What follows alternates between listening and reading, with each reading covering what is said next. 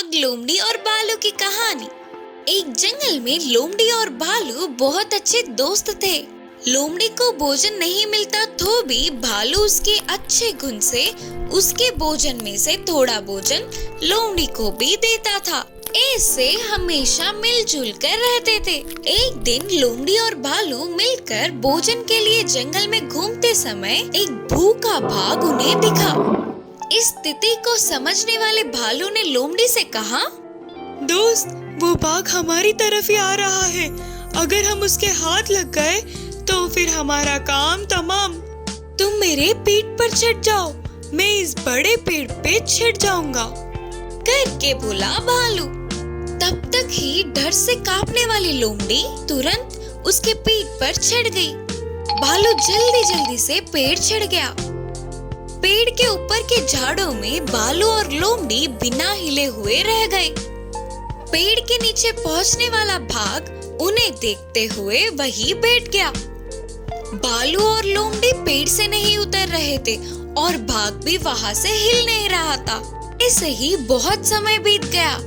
अंधेरा होते ही भालू ने लोमड़ी से कहा, दोस्त, वो बाघ जिद्दी होकर वहीं बैठा है। इतनी बड़ी सी पेड़ को वो नहीं चढ़ सकता।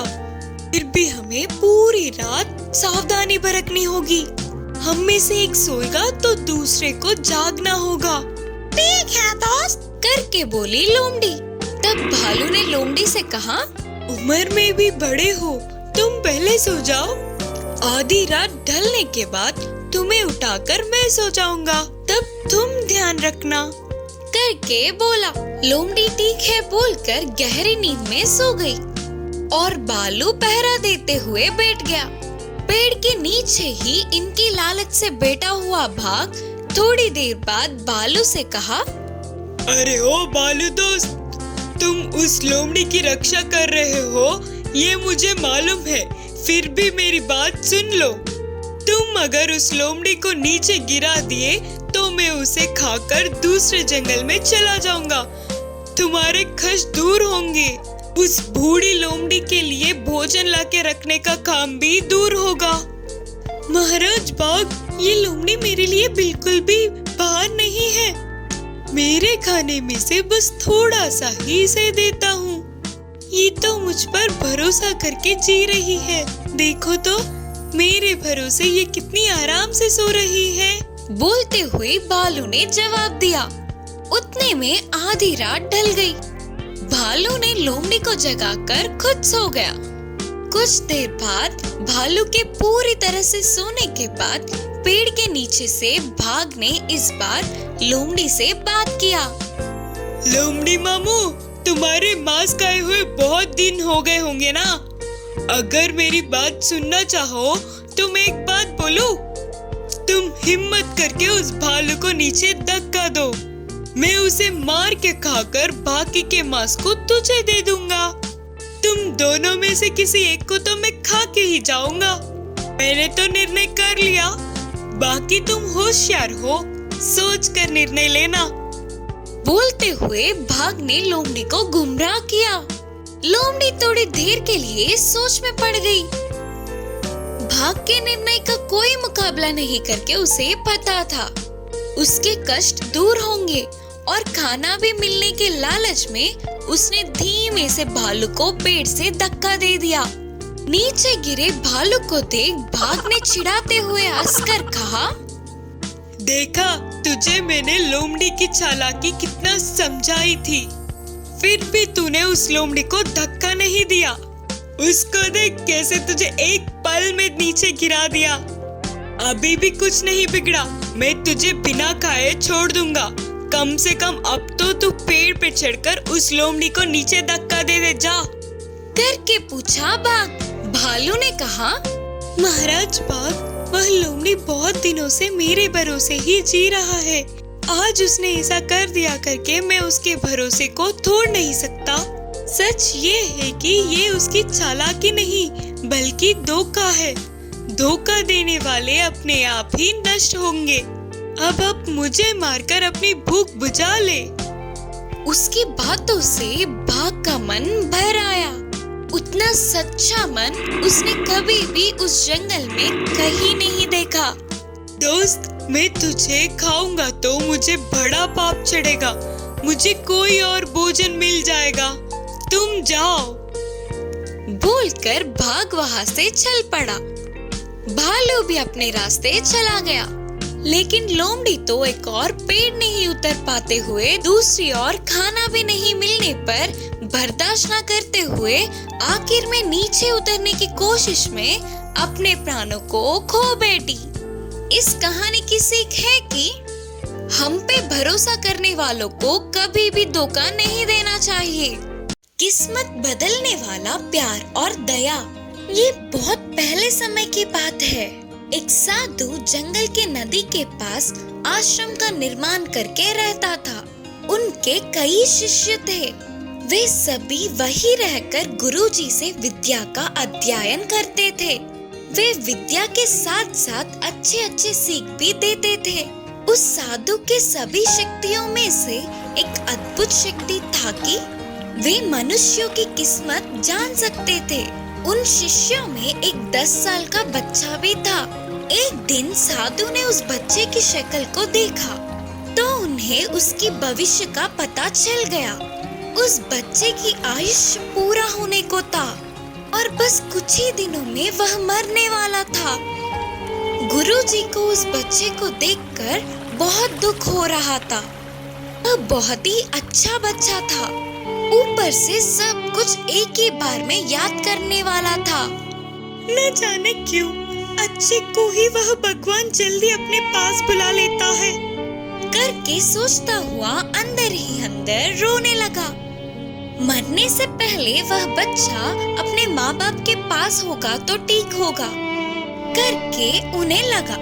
इसीलिए साधु ने उस बच्चे को बुलाकर कहा, बेटा, अब थोड़े दिनों के लिए छुट्टी लेकर अपने घर जाओ।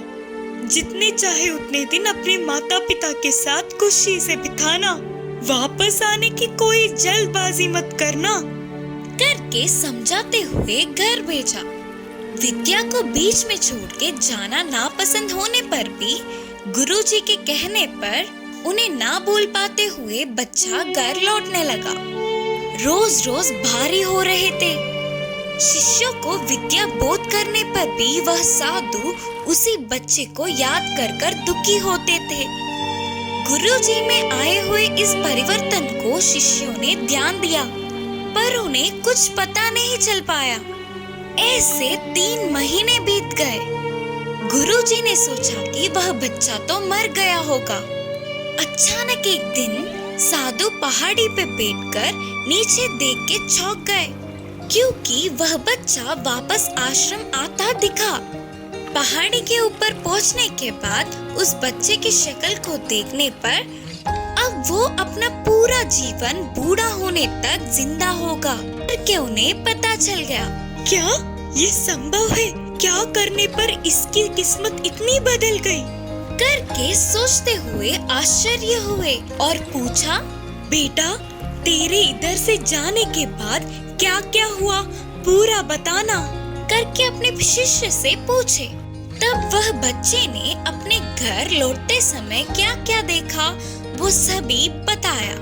बीच के रास्ते में दिखे गांव और पार किए हुए शहरों के बारे में बताया। उसके चढ़े हुए पहाड़ों के बारे में और उसके पार किए हुए नदियों के बारे में बताया। फिर साधु ने पूछा, और कुछ विशेष बातें हैं क्या बेटे? फिर शिष्य ने याद करते हुए कहा, एक बार मुझे एक तालाब को पार करना था गुरुजी। तब तक तूफान आ चुका था। इससे वह तालाब और ज्यादा बह रहा था। उस तालाब के बीचों बीच एक मिट्टी का ढेर था। उस पे चींटियों का झुंड कहीं ना जा पाते हुए गिड़गिड़ा रहे थे। थोड़ा थोड़ा होकर वह मिट्टी का ढेर पिघल रहा था। अगर मैं थोड़ी भी देर और कर देता तो सारे चींटियां पानी में बह जाते। और गुरुजी, मुझे तो उन पर दया आई तो तुरंत मैंने बाजू के पेड़ के डाल को उस मिट्टी के ढेर से लगाकर खड़ा था। तब सारे चींटियां डाल पे आ गए। मैंने उस ढाल को किनारे पहुंचने तक पकड़े रखा। फिर मैं अपने रास्ते चला गया। मैंने उन छोटे जीवों को बचा लिया। इससे मुझे बहुत खुशी मिली। तब साधु सोच रहे थे कि अच्छा, तो ये कारण है, इसीलिए देव देवताओं ने इसका आयुष्य बढ़ाया। के साधु समझ गए। इस कहानी से यह शिक्षा मिलती है कि हमारी किस्मत हमारे हाथों में ही होती है। मुर्गी और कुत्ते की दोस्ती। एक गांव में मुर्गी और कुत्ता थे। उन दोनों के मालिक एक ही होने पर दोनों के बीच अच्छी दोस्ती हुई। वो दोनों गांव में साथ ही घूमते थे और साथ ही खाना भी खाते थे। उनकी दोस्ती को देख गांव के बाकी के पशु पक्षी चौंक जाते थे। एक दिन मुर्गी और कुत्ता पास के जंगल में घूमने गए और जंगल में बहुत देर तक मजे से घूमे। जंगल को पहली बार देखने पर उन दोनों को बहुत खुशी मिली। ऐसे मजे में सब कुछ भूलकर जा रहे थे तो शाम ढल गई। तब मुर्गी ने कहा, अरे रे, रात हो गई, हमने तो ध्यान ही नहीं दिया। अब हम क्या करेंगे? अगर जंगली जानवर आएंगे तो हम क्या करें? सोचकर मुर्गी चतुरता से एक पेड़ के डाल पर चढ़ के बैठ गई और कुत्ता पेड़ के छाल में छुप गया। कुछ देर बाद एक लोमड़ी उसी तरफ आई। खाने के लिए कुछ तो मिलेगा ही करके बहुत देर तक वही बैठी रही। अब उधर रुककर कोई फायदा नहीं करके जाने वाले लोमड़ी को पेड़ पे बैठी मुर्गी दिखी। लोमड़ी ने मुर्गी से पूछा, मुर्गी, मेरे लिए एक गाना गाओ ना। तब मुर्गी ने गाना गाया।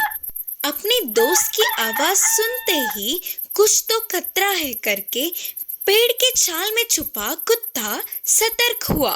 फिर लोमड़ी ने कहा, मुर्गी, अच्छी सी मुर्गी, नीचे आकर गाना गाओ ना, मैं तुम्हें एक अच्छा सा तोहफा दूंगी।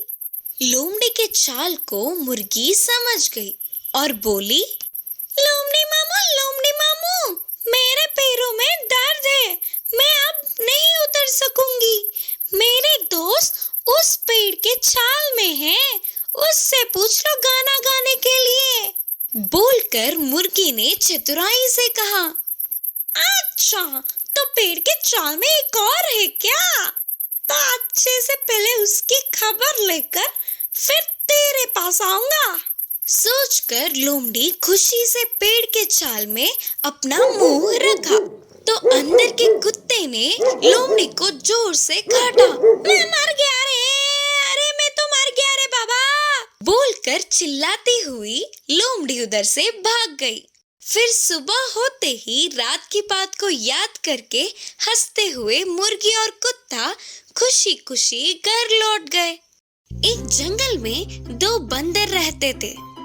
उन दोनों बंदरों में एक लंगड़ी थी तो दूसरी अच्छी बंदर। ये दोनों रोज दोस्तों की तरह एक ही जगह रहते थे, पर अच्छी बंदर को थोड़ा घमंड ज्यादा था। लंगड़ी बंदर को हमेशा चिढ़ाती रहती थी। एक दिन अच्छी बंदर पेड़ पे चढ़ के फल तोड़ के लंगड़ी बंदर के सामने बैठ के खा रही थी। तब भूखी लंगड़ी बंदर ने पूछा, अच्छी बंदर, मुझे भी थोड़ा फल दो ना, भूख लगी है। हैं? तुम्हें और फल? मैं मेहनत करके पेड़ पे चढ़कर तोड़ लाई, तुम्हारे लंगड़े पैर से चढ़कर तुम ही ले लो। मेरा पैर टूट गया ना, पेड़ चढ़ने नहीं आता। इसीलिए तो तुम्हें लंगड़ी बंदर बुलाते हैं। लंगड़ी बंदर, तुम्हें फल चाहिए ना, फल वल नहीं, कुछ नहीं मिलेगा, जाओ यहाँ से। लंगड़ी बंदर।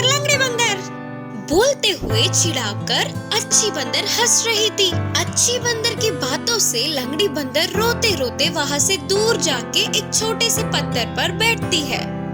फिर उसे एक छोटा सिक्का मिलता है। फिर रोते रोते बड़े पत्थर बैठे तो उधर बड़ा सिक्का मिलता है। सिक्के मिलने की खुशी में लंगड़ी बंदर आगे 3 पलटी मारती है। ऐसे 3 बोरियों के अनाज प्रकट होते हैं। ऐसे ही पीछे से 7 पलटियां मारने पर 7 बोरी अनाज के प्रकट होते हैं। इन्हें देखकर खुशी से पागल होने वाले लंगड़ी बंदर ने कहा, अरे वाह, इतने सारे बोरियां आए, इनको बेचे तो बहुत सारे पैसे मिलेंगे। सोचते हुए उन सबको बाजू के एक गाड़ी में रखकर धीरे से लंगड़ाते हुए जंगल पार करके पास के दुकान में बेच देती है।